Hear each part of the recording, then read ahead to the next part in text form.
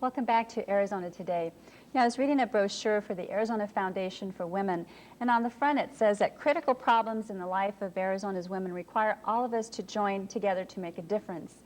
And when I read the list of women that were involved in founding this, I know that there will be a lot of difference to Arizona's women and youth, young girls, because Lorraine Frank is the executive director of the Arizona Foundation for Women, and you certainly have all the who's who in the Arizona women involved in helping to this. Thank you for being with us and telling us about this. It's a pleasure to be here, Lucia. Thank you for asking me. This is a brand new effort that you started, and I'd like you to share how it came about. Well, it started, as many things do, as the idea of one person probably. That's Marilyn Seaman, who, as I've heard her describe it, became a little weary of hearing successful women complaining about the problems of getting through the glass ceiling, which is a real problem, of course. But she wanted to remind people that there were many women who didn't have ceilings over their head. That puts it a little dramatically, but it's, of course, true. She sent out letters of invitation to a number of other women that she knew, and then women that those women knew, to come and meet together and talk about what they thought that they could do. These were all women who were successful themselves in their work lives and who also were involved in nonprofit organizations. And so out of that came the Arizona Foundation for Women. Because they were all such busy women, they thought they were moving along too slowly. The time had come to hire staff, and so I joined them in August, and we're on our way. The information says that the ultimate goal is to improve the lives of Arizona women and girls, especially those for whom poverty and violence and discrimination and inadequate health care and teen pregnancy and unemployment are part of their daily lives. All those things, yes. And those things are not restricted to poverty class women either, Sure. Although they have more problems than anybody else, without question. But that is our ultimate mission, and not only to improve their lives by supporting programs, but by doing a few other things too. For example, we want to educate the community about the problems that women and girls may have in making choices, the barriers that they face in their lives. And we want to invite the community to join us in helping to break down some of those barriers. We want to demonstrate to women that they can all be philanthropists. That's a word that's generally applied to very wealthy people and to very large gifts. But philanthropy is simply making a difference through thoughtful, generous contribution. We have been quietly raising money, and we actually, our individual gifts, we have some corporate gifts now, but our individual gifts have ranged from $10 to $5,000. Now, obviously, the larger gifts get us where we want to go a lot faster.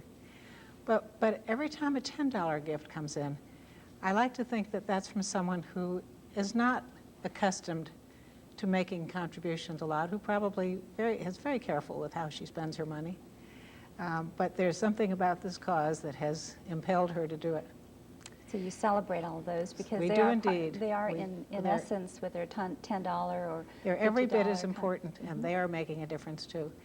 And then on the subject of philanthropy, we really we see this as not just a means to an end, but an end in itself. We all hear the phrase a lot, feminization of poverty. We're talking about the feminization of philanthropy. And we want women to share in the excitement of making a difference through their generosity. Excuse me. I'm sorry, when will you be in a position to start making some grants? I'm not sure exactly how, you just started recently and you're still attracting. Well, we've just started the fundraising, really, so we certainly expect to be doing it in 1996. We're not ready right this minute. We've kept a relatively low profile deliberately. This is our first shot out of the box with you, because we didn't want organizations to get their expectations up too soon before we were able to respond to them. But of course, it's a chicken and egg thing. We've got to have people know that we're here in order to contribute to us. And So part of what we will be doing is, as you suggest, making grants, because we're not planning to ever get involved in the delivery of service ourselves. But we will be raising new money. We don't want to compete with the existing organizations, which have enough problems raising money these days and will probably have more problems in the future. But we want to be able to support those organizations that may come to us with requests for funds, or perhaps we will initiate some program that we think will address an unmet need and then ask for proposals. But then there are the educational programs we intend to do to try to educate the community about women's issues. Then there are other ways that we can help some of these struggling nonprofits that don't involve money, perhaps, but can be done through contacts with women who have various talents. For example, some nonprofits have already spoken to us about possibly helping them with board development. They really need people on the board who can help them raise funds. Sometimes they need assistance in setting up their administrative operations or strengthening their administrative operations. So there are a lot of ways in which we can be helpful as we see it, which will reach the ultimate goal of improving the lives of women and girls. Well, certainly you have that network available. The original founders that you mentioned, there were 16 or whatever, they certainly can attract a lot more support, and I'm sure that you probably have a directory of all the different people that are available for that. Well, yes, that's one of the things that we will be putting together too.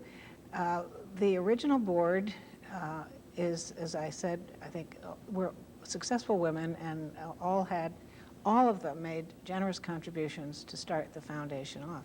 Now we are beginning to expand the board because we want the board to be representative of the community. Not everyone who is going to be on the board in the future can make a generous contribution. She can make a small contribution, no doubt.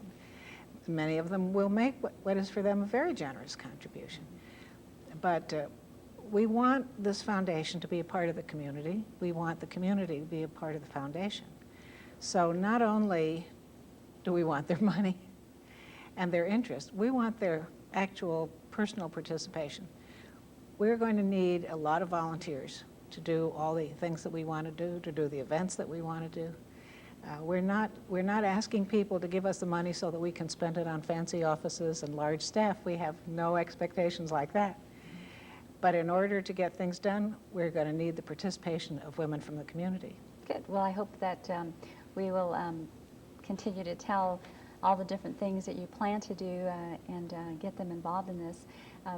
With all you're saying that you want to educate the community. You've been educating the community for the 16 years that you were in charge of the Humanities Council, and then afterwards you were telling me you were involved with some women's program on the Board of Regents. We're going to talk about your experience in that field of women and some of the issues and why it's important to have this Arizona Foundation for Women.